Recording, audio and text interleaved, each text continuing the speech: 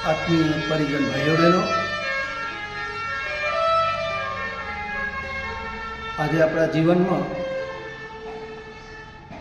અને સમસ્ત માનવ જાતિના જીવનમાં ધર્મ, સંસ્કૃતિ, આધ્યાત્મ, સંસ્કારો, સદજ્ઞાન, સદભાવ, સદચિંતન અને સત્કર્મ કરવું એ જ સાચો ધર્મ છે. પરંતુ વર્તમાન સમયની અંદર ધર્મની પરિભાષા બદલાઈ ગઈ છે. ધર્મને લોકોએ અફીણની ગોળી માની છે. ધર્મને આ સમાજે વાડામાં બાંધી દીધો છે. ધર્મને આ સમાજમાં અંધશ્રદ્ધાઓ અને અંધવિશ્વાસ તરફ લઈ જઈ અને ધર્મનો હાસ અને પતનની ખાણ પોતાની જાતે જ ખોદી રહ્યા છે. ત્યારે વર્તમાન સમયમાં ધર્મના નામે આજે ચારેય બાજુ તર્ક વિતર્કો જાગી રહ્યા છે. દરેક સંપ્રદાય પોતપોતાની રીતે પોતાના મત મતાંતરો દ્વારા પોતાનો ધર્મ સાચો એ વાત સાબિત કરવા માગે છે. ત્યારે પ્રશ્ન એ થાય કે વાસ્તવિક સાચો ધર્મ કયો છે? વાસ્તવિક સાચું આધ્યાત્મ શું છે?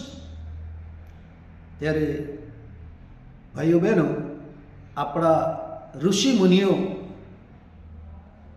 એ વેદોના માધ્યમ દ્વારા, શાસ્ત્રોના માધ્યમ દ્વારા, પુરાણોના માધ્યમ દ્વારા, સ્મૃતિઓના માધ્યમ દ્વારા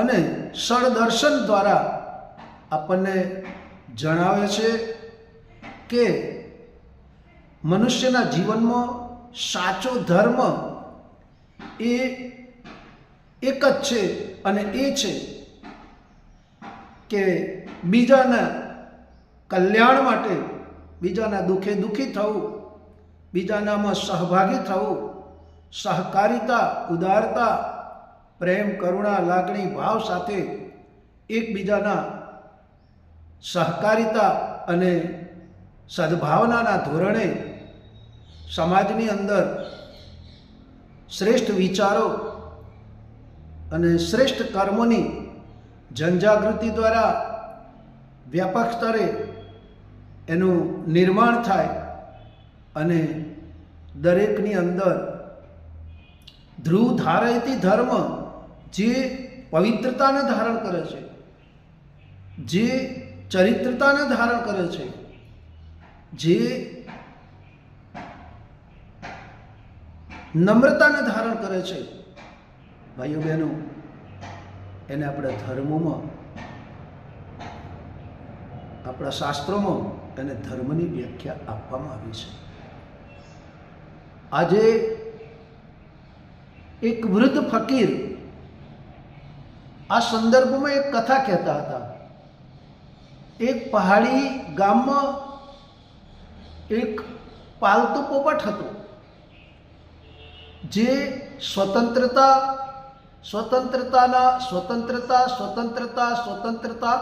બૂમો પાડ્યા કરતો હતો.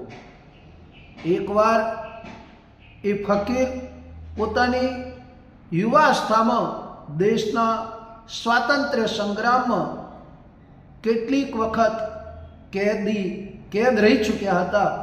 એટલે પોપટ દ્વારા કહેવાયેલા શબ્દો સ્વતંત્રતાને સાંભળીને તેમના હૃદયના તાર ઝણઝણી ઉઠ્યા. તેમણે મહાનુભાવોને એ પોપટના માલિકને એ પોપટને સ્વતંત્ર કરવા માટે રાજી કર્યો. ત્યારબાદ તેમને એ પોપટ પિંજરામાંથી કાઢવામાંથી બહુ મુશ્કેલી પડી. સારી એવી મુશ્કેલી પછી એ ફકીરે એ પોપટને ખુલ્લા આકાશમાં ઉડવામાં સફળ થયા. પરંતુ બીજે દિવસે તેમણે જોયું કે એ જ પોપટ ફરીથી પોતાના પિંજરામાં બેસીને સ્વતંત્રતાની રટ લગાવી રહ્યો હતો. આ જોઈને એ મલકાઈ ઉઠ્યા.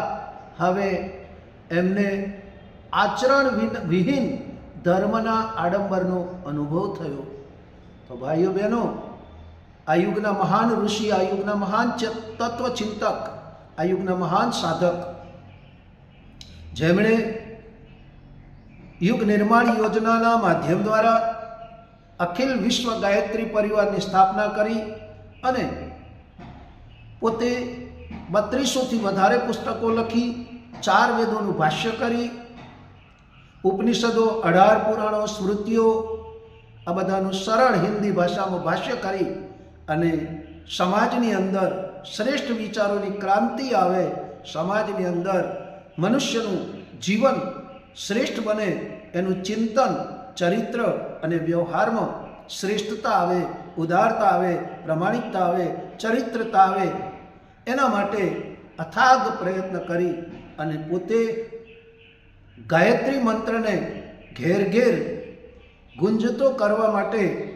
ભાગીરથ બન્યા અને એ ભાગીરથે ગાયત્રી યજ્ઞ અને ગાયત્રી મંત્રના બ્રહ્માસ્ત્રથી સારા વિશ્વને બદલવાની યોજના બનાવી અને એમણે સંકલ્પ કર્યો કે ધરતી પર સ્વર્ગનું અવતરણ, મનુષ્યમાં દેવત્વનો ઉદય અને 21મી સદી ઉજ્જવળ ભવિષ્ય લઈ અને સૌને સુખી, સમૃદ્ધ અને સશક્ત બનાવવા આવી રહી છે. ત્યારે આવો 2026ની અંદર જાન્યુઆરી માસમાં જ્યારે અખંડ દીપક અને પરમ વિશ્વ વંદનીય માતાજી અને યુગ ઋષિ પરમ પૂજ્ય ગુરુદેવ પંડિત શ્રી રામ શર્મા આચાર્યજીની તપ સાધનાના 100 વર્ષ પૂર્ણ થવા જઈ રહ્યા છે, ત્યારે એ જન્મ શતાબ્દી મહોત્સવને ખૂબ ધામધૂમથી આપણે ઉજવીએ અને આપણે પણ સમયદાન, અંશદાનની એક આહુતિ આપણી આપી અને આપણે પણ આ મહાયજ્ઞના, આ યુગ નિર્માણ યોજનામાં, યુગને બદલવાની મહાન યોજનાના